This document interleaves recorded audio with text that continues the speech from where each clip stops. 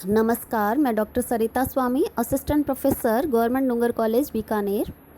MA final के नवम प्रश्न पत्र प्राचीन काव्य में महाकवि माघ द्वारा रचित शिशुपाल वधम महाकाव्य के प्रथम सर्ग की चर्चा चल रही है। प्रथम सर्ग में नारद मुनि द्वारिकापुरी में इंद्र का संदेश लेकर भगवान श्री कृष्ण के पास आते हैं। पूर्व में कुछ श्लोकों में हमने पढ़ा कि नारद मुनि आकाश से उतरते हुए कैसे प्रतीत हो रहे थे, और अब आगे श्लोक में महाकवि माघ कह रहे हैं कि निवर्त्य सो अनुव्रजतः कृतानतीन्द्रिय ज्ञान निधिर्नभ सदः समासदत सादित दैत्य संपदः पदम महेंद्रालय चारु चक्रिणः। अतीन्द्रिय ज्ञान निधि यानी परोक्ष ज्ञान के भंडार सह ये नारद मुनि कृतानतीन प्रणाम किए हुए अनुव्रजतः अपने पीछे आते हुए तथा लौटते समय नभ सदा जो देवता है उनको निवर्त्य लौटाकर सादित दैत्य संपदः दैत्य संपत्ति को नष्ट करने वाले, सादित यानी नष्ट करने वाले, चक्रिणः चक्रधारी भगवान श्री कृष्ण के महेंद्रालय इंद्र भवन अर्थात स्वर्ग के समान चारु सुंदर पदम निवास स्थान पर समासदत पहुँचे। जब नारद मुनि देव कार्य संपादन करने के लिए स्वर्ग से इंद्र का संदेश लेकर द्वारिकापुरी को चले, तब उनके पीछे पीछे देवता लोग भी चले और उनको नारद जी ने पुनः लौटा दिया। तो वे देव लोग उनके नतमस्तक होकर उनकी आज्ञा को स्वीकार किया, क्योंकि नतमस्तक होकर आज्ञा स्वीकार करना शिष्ट लोक व्यवहार है। क्योंकि नारद जी देवऋषि थे और अतीन्द्रिय अर्थात जिन पदार्थों को हम नेत्रादि इंद्रियों से प्रत्यक्ष नहीं कर सकते, उन पदार्थों के जानने के वे आगार थे, खजाने थे। अतः देवों को नारद जी का अनुगमन करना तथा नतमस्तक होकर आज्ञा स्वीकार करना उचित ही था। श्री कृष्ण भगवान को दैत्य संपत्ति को नष्ट करने वाला कहकर उनके अवतार लेने का प्रयोजन समाप्त प्राय हो चुका है, यह सूचित किया है। उपेंद्र यानी इंद्र के छोटे भाई श्री कृष्ण भगवान के स्थान द्वारिकापुरी को महेंद्र भवन के समान सुंदर होना बताना उचित ही है। अग्रिम श्लोक में कह रहे हैं कि पतत पतंग प्रतिमस्तपोनिधि पुरो अस्य यावन्न भुवि व्यलीयत गिरेस्तडितात् इव तावत् उच्चकेर जवेन पीठात् उत्तिष्ठत अच्युतः। पतति पतंग प्रतिमः आकाश से नीचे की ओर गिरते हुए पतंग प्रतिमा सूर्य के समान तपोनिधि जो नारद मुनि है, अस्य इन श्री कृष्ण के पुरः समक्ष भुविम यावत न व्यलीयत, भुविम पृथ्वी पर यावत न व्यलीयत तब तक नहीं उतरे, तावत जब तक कि गिरे अच्युतः यानी भगवान श्री कृष्ण गिरे ही अपने पर्वत से जिस प्रकार तड़ितान इव जो बादल है वह जिस प्रकार उठता है, वैसे ही उच्चकई पीठात ऊंचे सिंहासन पर से जवेन शीघ्रता से उत्तिष्ठत अर्थात उठते हैं। अर्थात नारद जी को सम्मान देने के लिए भगवान श्री कृष्ण जिस प्रकार ऊंचे पर्वत से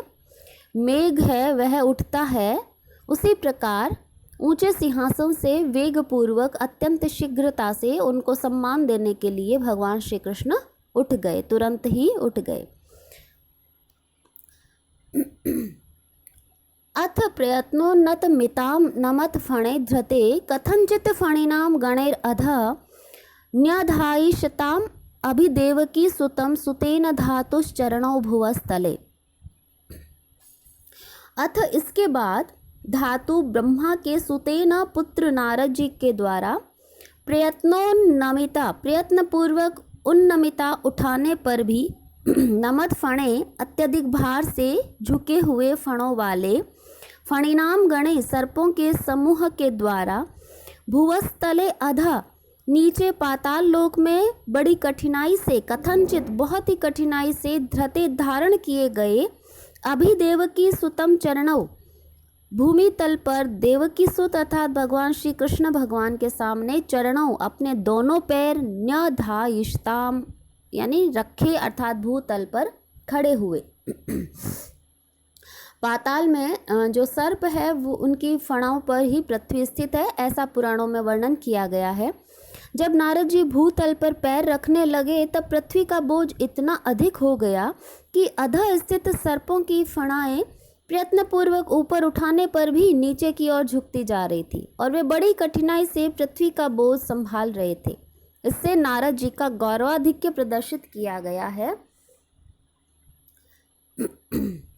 तम अर्घ्यम अर्घ्यादिकम आदि पुरुषः सपर्यया साधु सपर्यपु पूजत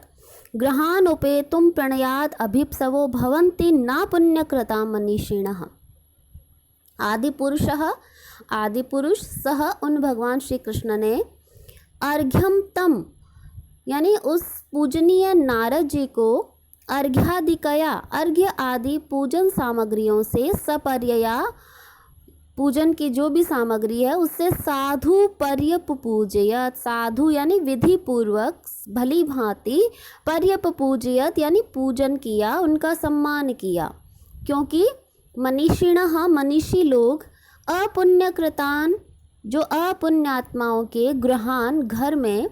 प्रणयात उपेतुम प्रेम से जाने के लिए अभिप्सिवः न भवन्ति इच्छुक नहीं होते, अर्थात महात्मा लोग पुण्यात्माओं के घर ही जाना पसंद करते हैं जो उन्हें विधि पूर्वक सम्मान प्रदान करे, उनका अपमान न करे। न यावत एतावत् पश्य उत्थितौ जनस्तुषारा अंजन पर्वता इव स्वहस्त दत्ते मुनिमासने मुनिश्चिरन्तनस्तावत् अभिन्य विविशत। तुषार अंजन पर्वतों इव वहाँ पर उपस्थित जो लोग थे उन्होंने तुषार यानी बर्फ